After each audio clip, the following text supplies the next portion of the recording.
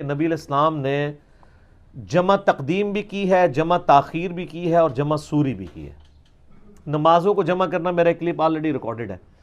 جمع تقدیم یہ ہے کہ اسی ترمذی کی حدیث میں آتا ہے کہ نبی علیہ السلام جب سفر کا ارادہ کرتے اور سورج ڈھلتا، سورج ڈھلنا شریعت میں کہتے ہیں کہ وہ نصف النہر سے نیچے یعنی ظہر کا وقت داخل ہوتا، جو آلموسٹ آج کل 12:00 کے اوپر 12:20 کے اوپر داخل ہو رہا ہے، تو وہ اگر تو وہ ظہر کا وقت شروع ہو جاتا تو نبی علیہ السلام گھاری میں ظہر اور عصر کی نماز یعنی اپنے شہر کی مسجد میں پڑھ کے نکلتے، اور ابھی اگر سورج ڈھلا نہ ہوتا یعنی فجر ظہر کا وقت داخل نہ ہوا ہوتا تو آپ علیہ السلام سفر اختیار کرتے، حتیٰ کہ عصر کے وقت میں جا کے قافلہ روکتے، پھر ظہر عصر کو اکٹھا کرتے۔ ظاہر ہے سفر کے اندر اتنے بڑے قافلے کا پھر پورا وضو کا سسٹم، پھر پورے جانور یہ وہ پورا کرنا مشکل، تو یہ جمع تقدیم ہے یعنی ظہر کے ساتھ عصر پڑھنا۔ جمع تاخیر یہ ہے کہ عصر کا وقت داخل ہو جائے اور اس وقت ظہر پڑھنا، اور ایک تیسرا ہے جمع سوری۔ اسی حدیث میں آتا ہے، امام شافعی اور احمد بن حنبل کے کامنٹس بھی امام ترمذی نے نقل کیے ہیں کہ ظہر اور عصر اس پورے وقت میں یعنی ظہر کا وقت داخل ہونے سے لے کے مغرب تک کسی بھی وقت میں آپ نمازوں کو جمع کر سکتے ہیں مسافر، جمع تقدیم ہو، جمع سوری ہو یا جمع تاخیر ہو۔ سوری کہتے ہیں ظہر آخری وقت میں پڑھنا اور عصر پہلے وقت میں۔ یہ سر آج تو حساب رکھا جا سکتا ہے، نبی علیہ السلام کے زمانے میں تو نہیں ہو سکتا تھا کہ جی سر 3:55 پہ جناب عصر شروع ہو رہی ہے، 3:55 تو ہوتے ہی نہیں تھے، وہ تو اندازے سے ہی چلتے تھے نا، تو بالکل یعنی اندازے سے سینٹر میں۔ تو جمع تقدیم، تاخیر اور سوری تینوں سنت ہے۔ باقی وہ جو مسلم شریف میں اوپر تلے 10 احادیث ہیں 1633 سے آن ورڈ، اس میں تو عبداللہ بن عباس واضح کہتے ہیں کہ نبی علیہ السلام نے بغیر خوف کے، بغیر بارش کے، مدینہ شریف میں یعنی سفر کے بھی بغیر، اس سے یہ بھی پتہ چلا کہ یہ 3 موقع ایسے ہیں جن میں تو آپ علیہ السلام کر لیتے تھے، تو وہ بتانا چاہ رہے ہیں ان تینوں کے بغیر بھی آپ نے ہمیں مدینہ شریف میں ظہر عصر کی نماز جمع کروائی اور مغرب اور عشاء کی۔ تابعین نے پوچھا کیوں کیا، تو انہوں نے کہا تاکہ امت کے لیے اس معاملے میں آسانی ہو جائے، اور آسانی اسی صورت، بعض لوگ جو ہے نا اس میں ایک طریقے اندر وہ ایک تابعی کہتا ہے مجھے لگتا ہے کہ نبی علیہ السلام نے جو ہے وہ مغرب آخری وقت میں پڑھی ہوگی، عشاء اول وقت میں، تو یہ اس کا خیال یہ سر یہ آپ کا خیال بالکل غلط ہے، کیونکہ یہ تو بہت بڑی مشکل ہے کہ ایک بندہ گھر سے مغرب پڑھنے گیا، آپ اس کو بٹھا لیں 1 گھنٹے کے لیے کہ سر 1 گھنٹہ تے 35 منٹ بعد عشاء دا وقت شروع ہوئے گا تو 1 گھنٹہ 3 منٹ بعد تو میں مغرب پڑھاواں گا، یہ آسانی ہے؟ آپ بھی اپنی عقل استعمال کریں نا۔ ظہر عصر کو جمع کرنے میں یا تو کوئی حدیث پیش کریں کہ نبی علیہ السلام یہ فرماتے ہوں کہ آج کی ظہر میں اناؤنسمنٹ کرو کہ ظہر کی اذان سن کے کوئی مسجد میں نہ آئے حتیٰ کہ 1.5 گھنٹہ گزر جائے یا 2 گھنٹے اور عصر کا وقت داخل ہونے والا ہو تو 10 منٹ پہلے آ جاؤ تو میں آپ کو امت کی آسانی کی خاطر جمع کروا دوں گا۔ تو آسانی یہی ہے کہ ظہر کی اذان ہوئی ہے، لوگ پہنچے ہیں، آپ نے ساتھ ظہر عصر کٹھی پڑھا دی ہے تاکہ امت کے لیے مشقت نہ ہو جائے۔ یہ جواز ہے، شیعہ نے اس کی روٹین بنائی ہو تو شیعہ کی اپنی فقہ کی کتابوں میں لکھا ہوا ہے کہ یہ روٹین بنانا بہتر نہیں ہے۔ جواد نقوی صاحب ہم گئے تھے تو انہوں نے بھی لادہ پڑھی ہے، وہ تو قائل ہے، ان کا تو کلپ موجود ہے۔ پاکستان کے دینی مسالک ایک کتاب ہے، ثاقب اکبر صاحب نے وہ لکھی ہے، اس میں تمام مکاتب فکر کے علماء کے انٹرویوز ہیں، جو اسلامی نظریاتی کونسل نے وہ کتاب شائع کی ہے، اس میں تمام علماء کے انٹرویوز کے بعد وہ عقیدے ہیں۔ ابھی تو آپ وہ عقیدے دیکھتے ہیں نا جو آپ کو بریلویوں کے عقیدے اہل حدیث بتاتے ہیں اور اہل حدیثوں کے عقیدے آپ کو دیوبندی بتاتے ہیں، اس میں ہر مکتبہ فکر نے اپنے عقیدے خود بتائے ہوئے ہیں علماء نے، اور علماء بھی للو پنجو نہیں، جو بڑے ریناؤنڈ علماء ہیں کہ ہمارے یہ عقیدے ہیں۔ اس میں شیعہ کا جب انٹرویو ان کے علماء کا لیا ہے تو انہوں نے کہا کہ ہمارے نزدیک نمازیں جمع کرنا صرف جواز ہے، ظہر عصر کو اور مغرب اور عشاء کو، الگ وقت میں پڑھنا افضل ہے۔ قرآن پاک میں ہے ان الصلاۃ کانت علی المؤمنین کتابا موقوتا، وقت باندھا ہوا فرض ہے، لیکن وقت باندھا ہوا فرض وہ سورہ بنی اسرائیل میں مینلی تو 3 اوقات آئے ہیں، فجر کا، ظہر عصر کا اور مغرب اور عشاء کا۔ ان میں بھی ڈویژن احادیث میں بخاری مسلم میں آتا ہے کہ وہ ہے ڈویژن۔ میں نے مسئلہ نمبر 3 نمازوں کے اوقات کے اوپر 30 نمبر مسئلہ ریکارڈ کروایا، دھوپ گھڑی بنانے کا طریقہ بھی میں نے اس میں بتایا۔ تو یہ تینوں طریقے سنت ہیں، اور اس میں الفاظ جو ہیں بغیر بارش کے، بغیر خوف کے، اس کا مطلب ہے بارش اور خوف میں تو کر سکتے ہیں، بلکہ بارش اور خوف میں تو آپ گھر میں بھی نماز پڑھ سکتے ہیں۔ بخاری مسلم میں آتا ہے کہ نبی علیہ السلام، ابن عباس کہتے ہیں جمعے کا دن تھا، اس سے زیادہ کوئی امپورٹنٹ نماز نہیں ہو سکتی، تو آپ نے کہا کہ بارش ہو رہی تھی، آپ نے فرمایا اذان میں کو صلو فی الرحال، جمعہ بھی چھوڑ سکتے ہیں، آپ گھر میں ظہر کی نماز پڑھ سکتے ہیں، نمازوں کو جمع بھی کر سکتے ہیں بارش کے اندر۔ اور الموطا امام مالک میں آتا ہے کہ عبداللہ بن عمر رضی اللہ تعالیٰ عنہ جب بھی بارش ہوتی تھی تو مغرب کے لیے لوگ آئے اور بارش شروع ہو گئی ہے تو ساتھ ہی عشاء کی نماز جب کروائی جاتی تھی تو وہ حکمرانوں کے ساتھ نمازوں کو جمع کیا کرتے تھے. تو یہ نمازیں جمع کرنا بغیر وجہ کے بھی جائز ہے, اور بعض لوگوں نے اس میں غلو کیا ہے جس میں شیخ زبیر علی صاحب بھی شامل ہیں. ان سے جب میں نے اس کے اوپر ڈسکشن کی تو وہ کہتے ہیں جی اس میں تو لکھا ہے بغیر خوف کے, بغیر بارش کے, اور مدینہ شریف میں یعنی بغیر سفر کے. اس میں یہ تو نہیں لکھا ہوا کہ بغیر عذر کے. تو وہ بیچارے کیا بتانا چاہ رہے ہیں؟ وہ یہی تو بتانا چاہ رہے ہیں کوئی مجبوری نہیں تھی. جس نے اتنی لمبی بات بیان کی وہ یہ کہہ سکتا تھا, ان تینوں کی بجائے وہ کہتا کہ نبی علیہ السلام بیمار تھے اور باقی پورے مدینہ شریف والے لوگ بیمار تھے تو آپ نے جمع کروا دی. وہ جو اتنی پوری لمبی بات کر رہا ہے بغیر خوف کے, بغیر بارش کے. خوف کیا ہوتا ہے؟ خوف میں بیماری بھی آ جاتی ہے, بیماری میں خطرہ ہوتا ہے نا آپ کو, دشمن کا خوف بھی. بغیر بارش کے اس میں بھی خوف لاحق ہو جاتا ہے. مدینہ شریف میں بغیر سفر کے. وہ یہی تو بتانا چاہ رہے ہیں کوئی مجبوری بھی نہیں تھی. وہ کہتے ہیں اس میں الفاظ یہ نہیں ہے کہ بغیر عذر کے, حتیٰ کہ وہ ترمذی سے ایک جعلی روایت بھی وہ فضائل مال میں بھی لکھی ہوئی ہے کہ جس نے بغیر عذر کے 2 نمازوں کو جمع کیا وہ گناہ کبیرہ کا مرتکب ہوا. حالانکہ یہ حدیث ترمذی میں, اور امام ترمذی نے خود لکھا ہے کہ حدیث صحیح نہیں ہے. اور امام حاکم بھی یہ روایت لے کے آئے ہیں, اس کے اوپر بھی ذہبی نے گرفت کی ہے. اب شیخ زکریا کاندھلی صاحب نے کیا کیا, فضائل مال میں نا عربی میں لکھ دیا کہ حدیث صحیح نہیں ہے. 4 لائنیں عربی دیا لکھی ہیں, فلانے نے ضعیف کیا, فلانے نے ضعیف کیا. اچھا تو اور اس سے پھر رزلٹ نکالا کہ نمازیں جمع نہیں کرنی چاہیے. کتنا بڑا ظلم ہے. وہ جو کچھ انہوں نے عربی میں 4 لائنیں کالی کی ہیں اس کی بجائے لکھ دیتے ہیں نا. اچھا لیکن امام ترمذی کے پورے شیعہ تفریق ہو چکی تھی. ہمارے پرانے بزرگ بھی اس فتنے سے آزاد نہیں رہے ہیں.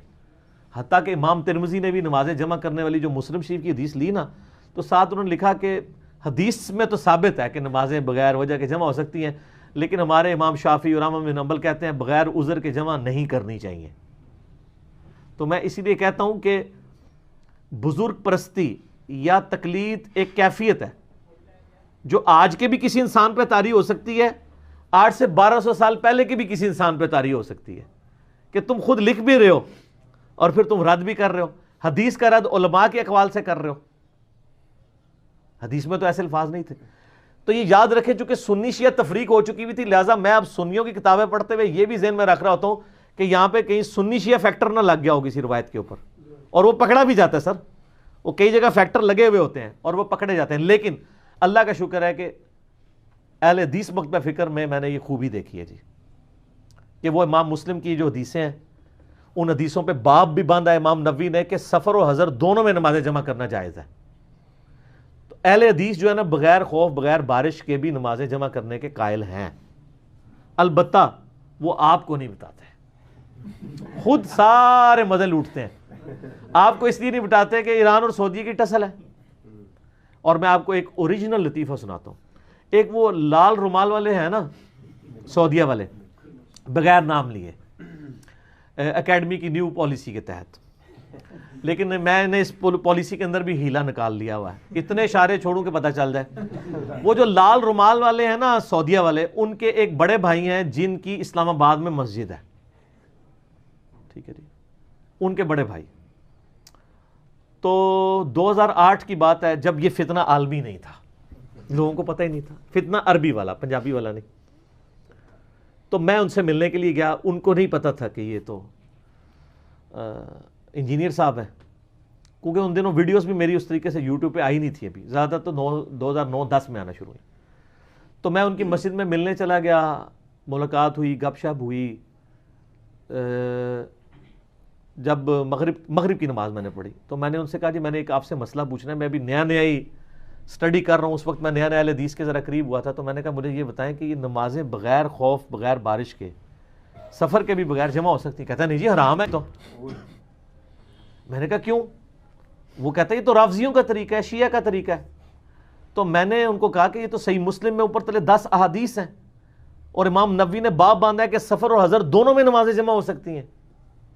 تو ہم اہل حدیثوں نے کہا, یعنی اس وقت ہم بھی تھے نا, یہ اس زمانے کی بات نہیں ہے کہ جب یہ ہم جھوم کے کہا کرتے تھے کہ نہ میں وابی نہ میں بابی, میں ہوں مسلم علمی کتابی.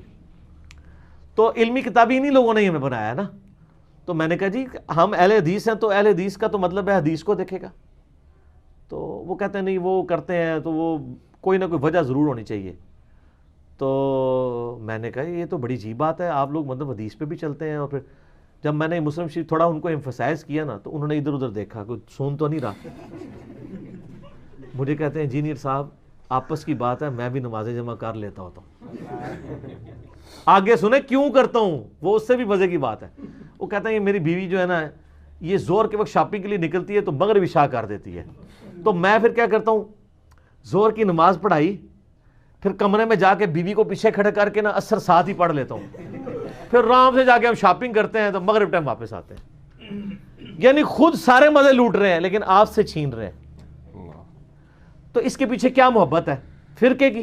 دین کے ساتھ تو کوئی محبت نہیں ہے نا. تو ہمیں یعنی انہی علماء کے ہاتھ لگے ہیں, تو یہ ہم یعنی انہوں نے ہمیں خود ٹھڈے مار مار کے یہاں تک پہنچایا ہے کہ ہمیں سمجھ آ گیا یہ فرقہ واریت کتنی بڑی لعنت ہے. خود ساری فیسلٹیز اویل کرتے ہیں اور دوسروں کو وہی کہانی بتاتے ہیں جو دوسرے مکتبہ فکر کے یعنی اگینسٹ ہوتی ہے, چاہے وہ اس کا ثبوت. اب ان علماء سے آپ یہ ایکسپیکٹ کرتے ہیں کہ ان علماء کے ساتھ ہم بیٹھ کے کوئی بات کر سکتے ہیں جو نجی محفلوں میں اور ہیں, پبلک میں اور ہیں, پھر اس سے بھی آگے اپنی پبلک میں اور ہیں, دوسرے مکتبہ فکر کی پبلک میں اور ہیں. تو یہ لوگ تو اپنے موقع بدلتے رہتے ہیں. تو ہم تو الحمدللہ سچی بات کر رہے ہیں نمازیں جمع کرنے کے بارے میں. سفر میں تو آپ بغیر مسئلہ ہی نہیں, وہ تو سنت ہے, بخاری مسلم میں درجوں حدیث ہیں. سفر کے علاوہ بھی نمازیں جمع کر سکتے ہیں. بلکہ میں تو کہتا ہوں جو لوگ باہر کے ملکوں میں ہیں اور وہ یعنی جو سب ویز کے اندر ٹریول کرتے ہیں اور ان کا ٹریولنگ کا جو تقریباً 20 کلومیٹر سے زیادہ بن جاتا ہے, کیونکہ 3 فرسخ کا ذکر ہے نا, تو 3 ناٹیکل مائلز, تو وہ آلموسٹ 20 کلومیٹر بنتا ہے شہر سے باہر. ہاں شہر سے باہر, شہر سے نکلنے کے باہر. تو وہ نمازوں کو جمع کریں اور قصر بھی کریں, 2 زور کے پڑھیں 2 عصر کے پڑھیں, نماز قضا ہو ہی نہیں سکتی ہے. اچھا علی بھائی, اس میں ضمن میں عرض کر دوں کہ ایک حدیث وہ بیان کر دیجیے. اس میں عبداللہ ابن عباس رضی اللہ تعالیٰ جب مجلس کر رہے تھے اور ایک بندے بار بار نماز کا, دیکھو نا منو چھیڑ دو تسی, چلے عرض کر دیتے ہیں.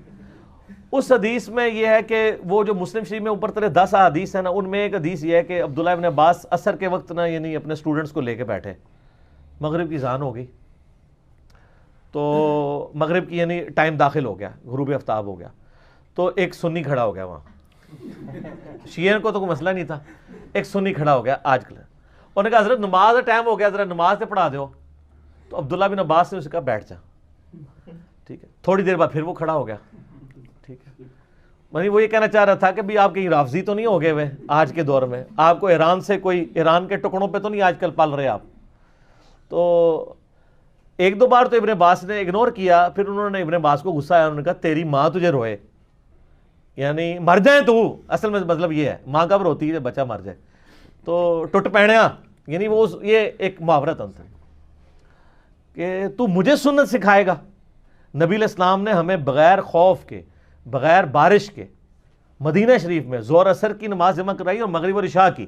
تو اگر میں ابھی نماز نہیں پڑھ رہا ہوں, مراد یہ تو میں جمع کروں گا, تو بار بار کہہ رہا ہے نماز. اچھا اس کی پھر بھی تسلی نہیں ہوئی, وہ مجلس سے اٹھ کے نہ چلا گیا. اب مجھے بتائیں یہ ایسے لوگ اگر اس زمانے میں تھے جو صحابہ کی بات سن کے بھی ماننے کے لیے تیار نہیں, تو آج انجینئر صاحب کی باتیں سن کے کیسے ہی مان لیں گے؟ ان کے بڑے بزرگ تو صحابہ سے سن کے نہیں مانتے تھے, تو تسی کہہ رہے ہو کہ میری یہ بڑا بیان کی چیز حدیث ہے آج مان لیں گے؟ انہوں نے ابے نہیں سن مندے. وہ وہاں سے غصے سے اٹھ کے حضرت ابو ہریرہ کے پاس گیا اور کہتا دیکھو ابن عباس کس قسم کی یعنی شر انگیز قسم کی حدیثیں بیان کر رہا ہے. ٹھیک ہے, تو یہ ہمیں بھی کہتے ہیں حدیثیں کھول کھول کے بیان کرتا ہے. تو حضرت ابو ہریرہ نے کہا ابن عباس نے سچ کہا, یہ تو ابو القاسم کی سنت ہے کہ نبی علیہ السلام نے زور اثر کو بھی جمع کیا اور مغرب اور عشاء کو بھی. تو یہ آپ حدیث کی کتابیں اگر پڑھیں نا تو آپ کو کئی چیزیں پتہ چلیں گی کہ یہ جو اختلافات والا جو مسئلہ ہے نا اور یہ کہانیوں والا, یہ شروع سے ہی چل رہا ہے. کہانیاں شروع سے ہیں سر, تو لہٰذا آج جو علماء کہانیاں سناتے ہیں نا تو ان پہ زیادہ بھی غصہ نہ کھایا کریں. شروع سے ہی کہانیاں چل رہی ہیں, 2 پارٹیاں شروع سے ہیں, ایک کہانی پارٹی, ایک علمی کتابی پارٹی. ٹھیک ہے, صحیح ہو. آپ نے نماز جمع کرنے کے حوالے سے بات کی ہے, اس میں ایک بندہ اگر روزانہ نماز جمع کر رہا ہے بغیر عذر کے, تو وہ افضلیت غیر افضلیت کا ایشو ہے یا اس پہ گناہ ہوا؟ نہیں, گناہ تو نہیں کہہ سکتے. اس میں دیکھیں ایک جعلی روایت موجود ہے کہ المستدل الحاکم میں, جس نے یعنی نمازیں وقت سے پہلے پڑھ لیں, اور وہ جو ہے وہ دوسکی ہے، اس طرح کی روایتیں جعلی روایتیں پیش کرتے ہیں، تو وہ تو نبی علیہ السلام نے خود نماز جمع فرمائی ہے اس طریقے سے، سفر میں بھی فرمائی ہے، اور میں اکثر اس کے اوپر بولتا بھی رہتا ہوں۔ تو اگر وہ نمازیں مطلب روٹین میں بھی جمع کرتا ہے تو شرعی اس کے اوپر تو کوئی حکم نہیں لگایا جا سکتا۔